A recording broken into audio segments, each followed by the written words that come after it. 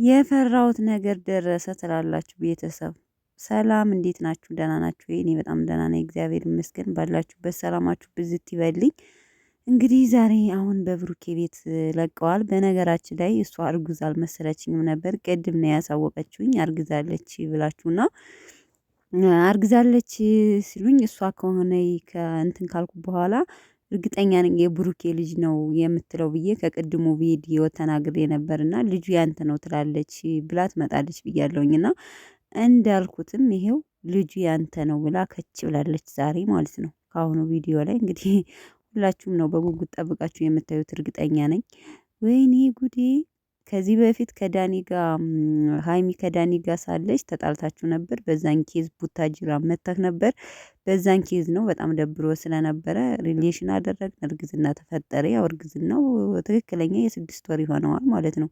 ኧረ ግራ ተጋብቻለሁ። ቤተሰብ አሳውቁኝ። ፕራንክ ነው ወይስ ሪሊ ላይፍ ትክክለኛ ፍቅረኛው እንደሆነች እየታወቀ ነው። ግን ይሄ ነገር ትክክል ነው አይደለም?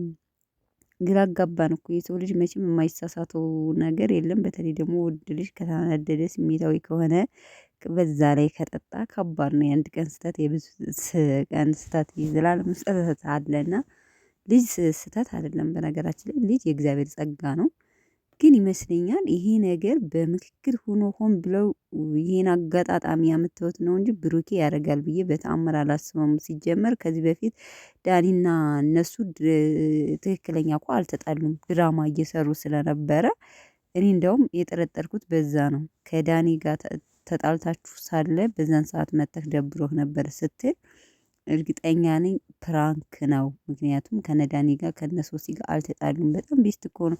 ኢንስታግራም ራሱ ላይክ ቪዲዮ ሲሰሩ ላይክ ሳይደራረጉ እንትን አይሉም በነገራችን ላይ። እና ያንን ነገር እድል እንጠቀምበት። የማርገዟን የሆነ ተመካክረው ነው እንጂ እውነት ለመናገር እንዴት ነው? እኔ ግራ እየገባኝ ነው። ኧረ አሳውቁኝ ቤተሰቦቼ።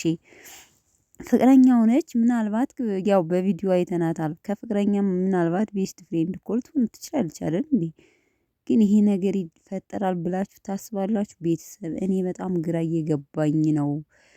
ብዙዎቻችሁ እውነት ነው ትላላችሁ፣ ብዙዎቻችሁ ደግሞ ድራማ ነው እየሰሩ ነው ምናምን የምትሉም አላችሁ። ግን እኔ እንደራሴ ሆን ብለው ተመካክረው አዲስ አይዲያ ይመስለኛል እንጂ እኔ ደግሞ ሲምሉ በእናታቸው አሁን መለኛው ቅድም በእናቱ እናቴ ትሙት ብሎ ሲምል ነበር። ለምንድን ነው የሚምሉት? እኛ እኮ እንዴት እንመን እውነት ለመናገር ወይስ እንዴት ነው? ግራ ገባኝ። እንዴት ነው የሚሆነው? አሁን ብሩኬ ልጅ ካለህ ከተባለ ምንድነው ቀጣይ? ሀይሚ ራሷን ስታለች እንግዲህ ያስባችሁታል። በመሀል ልጅ ከገባ እንግዲህ በቲክቶክ ደረጃ እንኳን እያየን ነው።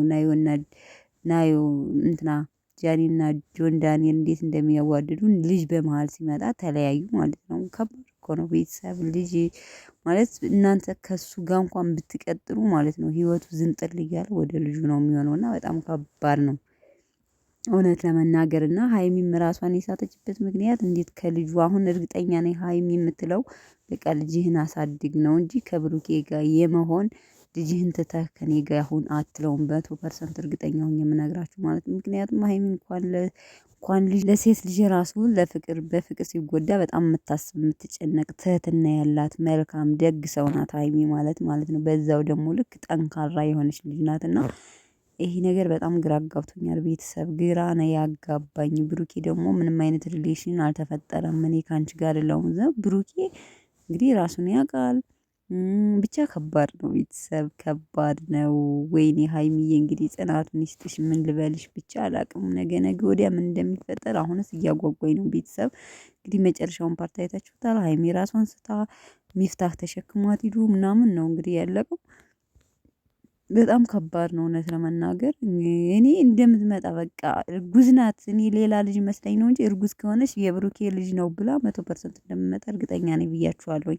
አሁን ወደፊት ምንድነው የሚፈጠረው? በቃ በጣም ግራ እያጋባኝ ነው ቤተሰብ። ወይኔ አምላኬ! እንግዲህ ሚፍታህ ወንድማችን እንግዲህ በመሃላቸው ለአንዱ ሳይዝ ሳያዳላ የሚያስታርቅልን እሱ ነው። እንግዲህ ያው እነ ሚፍታህም እነ ሀብም እያበዱ ነው። ምክንያቱም ይሄ ልጅ አለው ብሎ ስትል ደግሞ እንግዲህ ልጅህን ትተህ ከሱ ጋር ሁን ምናምን የሚል ሀሳብ እኔ እንጃ አላቅም። አስባችሁታል? ምክንያቱም ልጁ ያንተ ነው ብላለች፣ እሱ ደግሞ የኔ አይደለም እያለ ነው። እሱ የኔ አይደለም ብላ ቡታጅራ መጥቻለሁ ግን ከአንቺ ጋር ምንም አይነት ሪሌሽን አልተፈጠረም እያለ ነው። በጣም ከባድ ነው ቤተሰብ።